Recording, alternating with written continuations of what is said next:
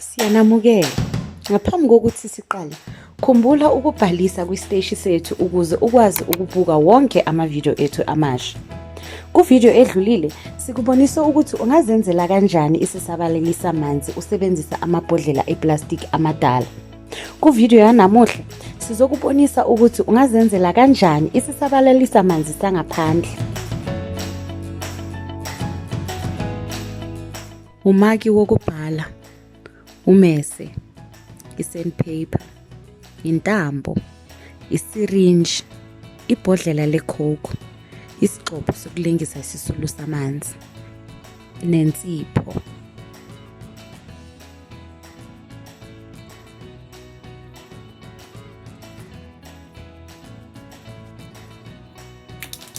Uzodinga ukusebenzisa i-sandpaper ethile.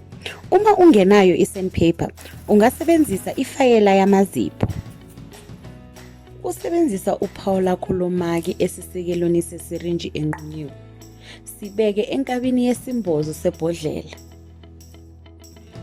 Sika i-cap yakho njengoba ubona kuvidiyo. Qaphela, uma uyingane, thola umuntu omdala ozokusiza. Sika kahle phakathi kwi-cap kusuka ngaphandle kwekhokho. Beka amaphiko we-barrel ngaphandle kwesivalo. Manje faka i-syringe plunger ubuyisele kwinduku yesirinji. Usebenzisa intambo yakho, ungafaka ucezu lensipho. Gcwalisa amanzi.